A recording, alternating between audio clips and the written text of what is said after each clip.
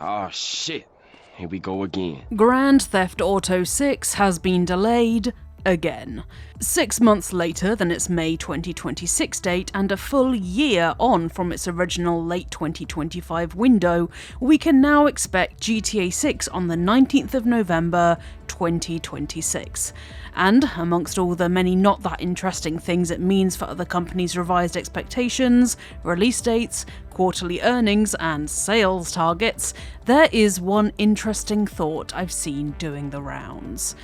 What if GTA 6, coming at least 13 years after GTA 5, has taken so long to make that it's actually been left behind by the genre that this series helped to define?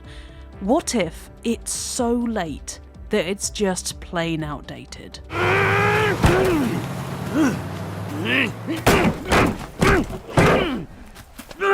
On the surface at least, there's good reason to believe it will be.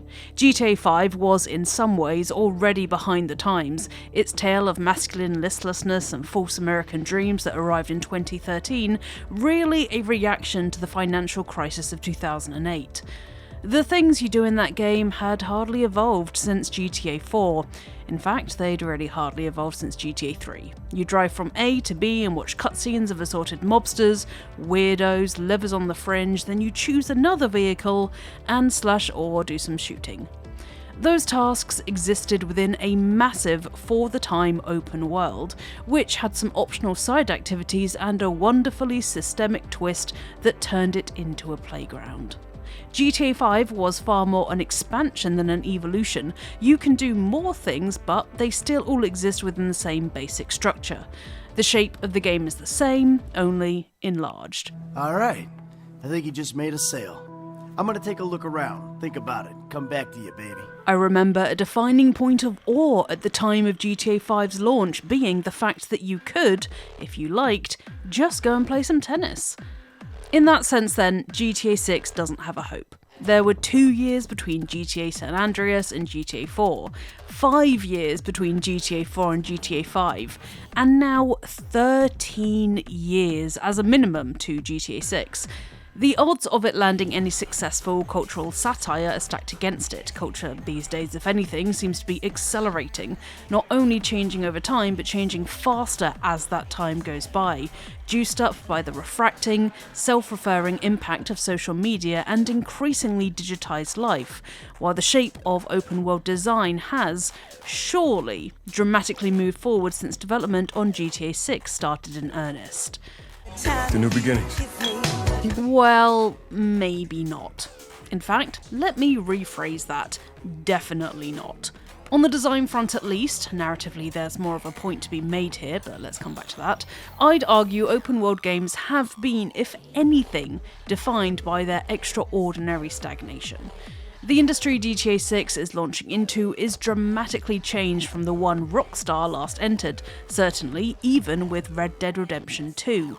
It's just the main thing that's changed about it is how much slower it's managed to evolve.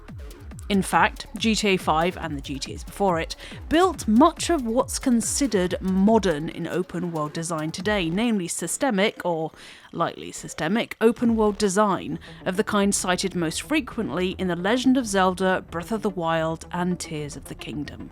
Before Zelda had you freezing boulders and winding up a club like Happy Gilmore's Driver, GTA had you piling up sports cars at a gas station on Sunset Boulevard and pulling the pin on a grenade. Tracing lineage in video games is never as simple as going from game A to game B.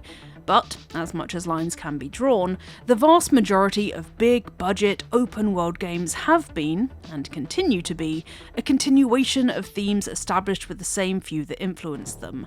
Namely, The Elder Scrolls V Skyrim, The Witcher 3, and, well, GTA. Hello? Oh!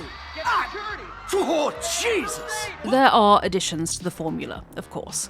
But the things that have been added have hardly been revolutionary. In the past few years, there's been an uptake in breathtakingly simple environmental puzzles, for instance, often resolved before you can match 2 pictures, a fairly simple task for a 2-year-old, by a babbling sidekick or self-narrating protagonist. We've seen a lot more painted ledgers too. We had that period with a lot of menus where you had to navigate with the circular cursor that made you click and hold to do something that should require you just to click. We've got lots of 3-branch skill trees, gear scores and other assorted light RPG systems, which were all here long before 2013. A flurry of hand gliders, a surge of climbable towers, and many grappling hooks. The hyper-detailed HUD too remains a force to be reckoned with, apart from rare cases such as Ghost of Yotei and Tsushima, which admirably removed it almost entirely. But then did add in Guiding Wind, which is really just the GTA satnav of feudal Japan. Before anyone, justifiably, protests a lack of generosity here, we have of course had some bigger twists.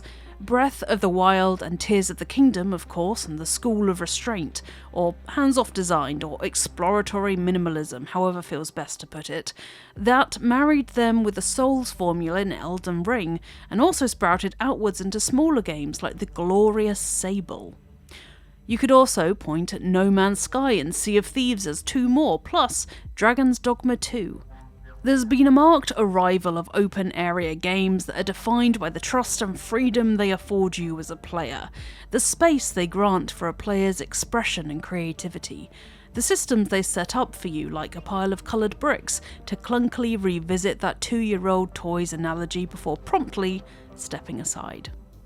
But is that what we think of when we think of the modern open world?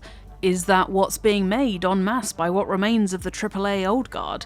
I'd argue it's more a branch of it. A healthy one, no doubt, but one sprouting off in a certain direction away from the main stem, offering only the occasional brilliant flower. So, no. Instead, the defining trait of the open world game in the past 12 years has been, if anything, their stout resistance to any real revolution. In fact, in many ways, it's the lack of lessons taken from games like Breath of the Wild that makes them what they are. Hence that brief wave of gliders, for instance, or the climb anything approach of Horizon Forbidden West. A nice touch, but one that sits within the absolute anti-Breath of the Wild, a game entirely built on the developer actively teaching, guiding, explaining, being visible at all times, but nothing beyond Elden Ring going truly systemic or truly hands-off. A bigger question, undoubtedly, is GTA Online. It's another trendsetter, a digital third space, communal after-school hangout zone, a metaverse, no, really, and a home for user-generated content, 2 markers of the future that our great thought leaders have yet to move beyond.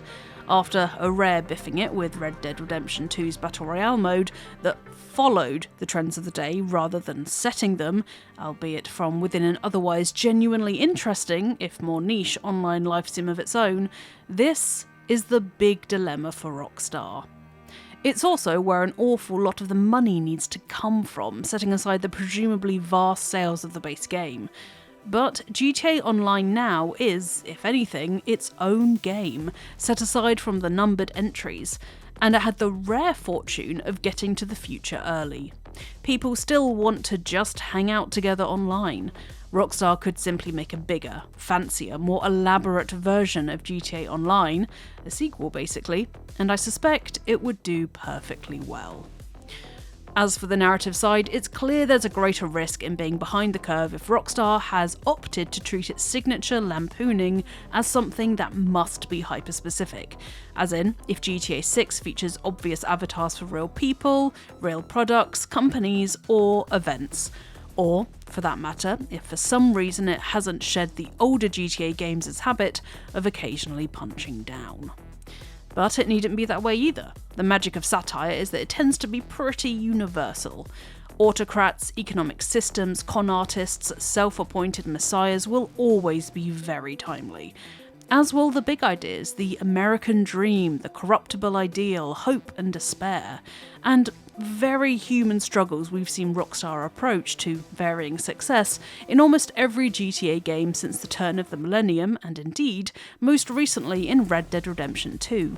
The real causes of the way the world is today have always been there, after all, since long before the first Grand Theft Auto. If that's our standard for goodness, no wonder this country's screwed. One prevailing thought through all this is that these games are put on pedestals without justification, that they have never really been revolutionary, at least since GTA 3's first true take on the still modern open world.